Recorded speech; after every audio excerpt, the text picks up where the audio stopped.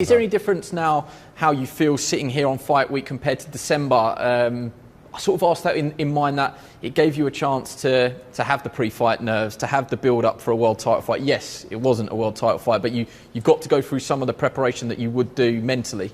Yeah, no, exactly that. So I've been in a bubble. None of it's new. I was around my previous opponent, same way I think I've seen Glowacki.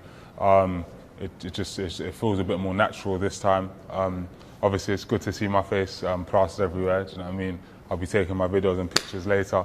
But other than that, it's normal. It just feels like a normal fight day. It's a big deal, though, isn't it? When you mention the posters, like, you know, you're topping the bill for a world title fight. When you turn pro, I'm sure that would have been, you know, sort of a box ticking thing, one of the goals that you wanted to have. But just looking around, I don't know if you're trying to play it down or if you're excited. Like, it is a big deal, isn't it? It is, but I just, like I said, I just take it as it comes. You know what I mean? Of course, I'm going to take my pictures, I'm going to do all this, that and other, but really and truly, all that matters is, you know, getting in the ring, having a fight. So the same way I feel before all my fights, I'm just really focused on getting a victory. But this stuff is nice, I'm not going to lie. It's going to go on my Instagram, it's going to go on my Twitter, everything like that. But really and truly, when it's all said and done, Saturday, same boxing ring, we're just going to do it. What about your progression? Because you've gone the traditional route, British, Commonwealth, European, so world is next.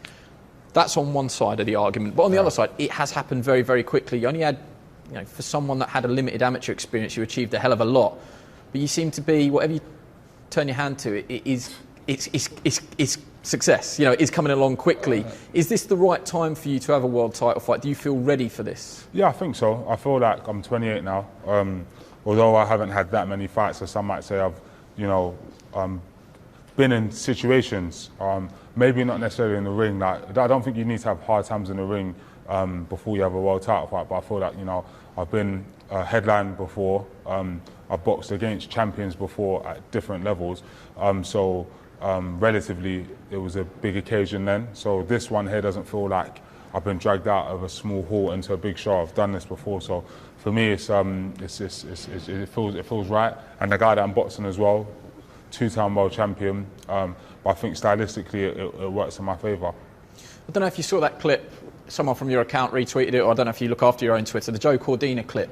And it's just kind of like your confidence is quite contagious, and you end up like convincing all of us. But Joe Cordina said you sat there at breakfast on one of the first GB camps. So I'll knock that guy out. And he was like, who the hell is this guy? And then you did it. And then you said, I'll knock that guy out. And you did it. And that sort of has transferred to the pros. You said, well, I'll do this, I'll do that. And everything that you've predicted has come true. What's your prediction for Saturday night, and will it come true? I think that I'll stop Glowacki between like 5 and 8. Hopefully sooner, do you know what I mean? But I think that it really depends on, I don't want to say too much because I want him to do a particular thing, but I think obviously he's a very confident person, and he's probably looking at me, as much as obviously my face is everywhere and, you know, I might be the favourite, you know, he's probably looking at me as inexperienced and won't be able to deal with what he brings. So hopefully he brings something, and then, you know, I'll get the stoppage between 5 and 8. Are you bothered about boxing Southpaws? Some people will sit there in that position and hate them, but some people are not that bothered. What about yourself? No, I don't think Southpaws are a problem. I've obviously boxed some as an amateur. I was on the Great Britain team with 2 Southpaws. I've had a year of Southpaw sparring, just lots of stuff. So Southpaws don't really bother me, and also majority of the time a straight right hand is good against Southpaw. So we'll see Saturday. Yeah, no doubt. One point of contention that you might not like, but I feel like I should ask you anyway. You can be quite... Fans have a lot of opinions about you. Some people, you get a hell of a lot of criticism, some which is fair, some which isn't, about your style of fighting. Particularly, you know, we built up the Isaac Chamberlain fight, which it just didn't become an entertaining fight for one reason or another. Does that ever bother you, the fact that some people label you, I don't want to watch Lawrence, easy and boring fights? Does that sort of thing bother you, or have you become used to that and don't let it sort of rest on your shoulders? Of course you'd prefer everyone in the world to, well, I mean, everyone's different, but it'd be amazing to have pats on the back and all this, that and other. But ultimately, do you know what I mean? The main thing I've learned, because through boxing, through life and whatever, is to just kind of focus on myself and how I feel about myself. So when you talk about the Chamberlain fights and, you know, let's say Askin fight, those are fights that I've looked back and said, you know what, I need to work on X, Y, Z. So the criticism that comes from outside, to me, it's really irrelevant. What's relevant is how I feel, how my training team feels, what Shane feels, and ultimately that there was stuff that needed to be worked on, and we're continuously working on it. So hopefully that shows on Saturday. Yeah, and ultimately it's about winning, and you only know one way at the moment, which is winning. You mentioned Shane McGuigan there. You seem to have found a very natural fit. That's from an outsider looking in. Yeah. Why do you think that is? What particularly has made the two of you click? I think he's quite a confident person as well, which goes in hand because like I have like big aspirations for myself, and I have my own motivations, but he as a coach has his motivation. So when I win, he wins. Do you know what I'm saying? And like he's got his own, you know, beliefs on like, you know, his wins and losses as a coach and how many world titles. So when he says he believes I could win a European or world title, he's not just saying that as a coach, he's saying that for him, as if that makes sense for himself. So that's another one.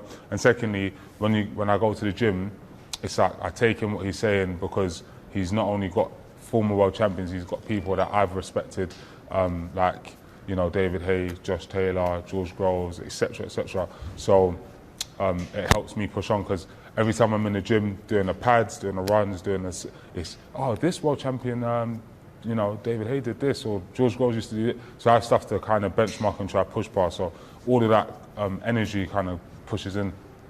I don't know if you're aware about what you mean to people that find themselves in the situation that you were once in. I read those great quote. I can't even speak. Those great quotes of you working in McDonald's, watching Anthony Joshua, and just thinking, why not? I can do that.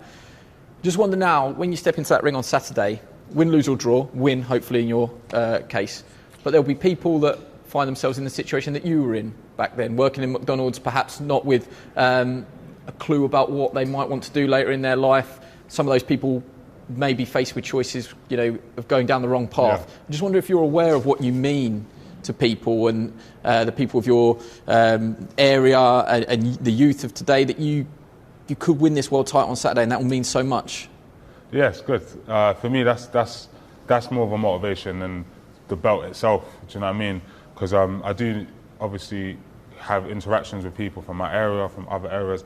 I get messages all the time, and that's the stuff that kind of drives me on. So it is great to have that kind of energy spread, because I know I used to like. It's weird to be in a position now, because I used to be there looking up at the champions and, you know, different people in different aspects of life. So to be one of them is a blessing. And yeah, I think Saturday, you know what I mean, it's not the end, but it'll be really nice to sort of complete some part of the circle, you know, like, you know, changing from overweight, bullied, McDonald's, Olympian, not getting a medal, becoming a world champion. So I feel like it's going to be a good, nice, clean circle. Yeah, I think it's more like people need role models, and you're going to be a role model for so many people that might not have known what path to tread. Just finally, you know, you're quite understated. You don't scream and shout too much. I just wonder if you will allow yourself that moment of enjoyment, if you've allowed yourself to dream about what it will mean to hear and the new Lawrence Okolie on Saturday night. What would that mean to you for all the years that you put into the sport? Really depends how the fight goes. Do you know what I'm saying? Obviously, it'll be amazing. If I can get it done in the way I want to do, then there will be some screaming and some set. So I just hope, as long as I'm able to get a good knockout, no matter what, it's going to be a great moment.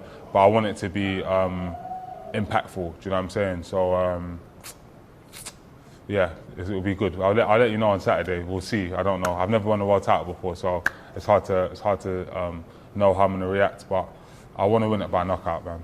I'm going to show like my lack of knowledge of a certain music genre, but you came out against Nikodem Jazuski to your own track, and I don't think you'd really told us that you were going to do that. Then obviously you could hear your voice on the track. Oh yeah. And it's like, oh, okay, put two and two together.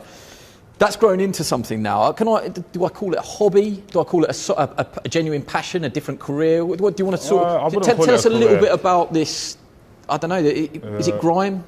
Rap, I say UK rap. This venture into the rap world? Yeah, I think for me, obviously, we had a lockdown, so there was a lot of extra time, and a lot of time, like, I kind of wanted to be more active. So obviously I was active training, but I wanted to, you know, do different things I don't usually do. I tried dancing, it didn't work, so I decided, you know, I'll go studio. Made a bunch of songs really over a period of time. And I thought to myself, I'm in an R and about ever releasing it, and I thought to myself, you know what, like, I'm gonna just enjoy my life. So if I want to release some music, I'll do that. If I want to work on a book, I'll do that. If I want to be in a movie, I'll do that. So right now we're just enjoying ourselves. Okay. Wicked. That's great. Thank you so much. Thank you.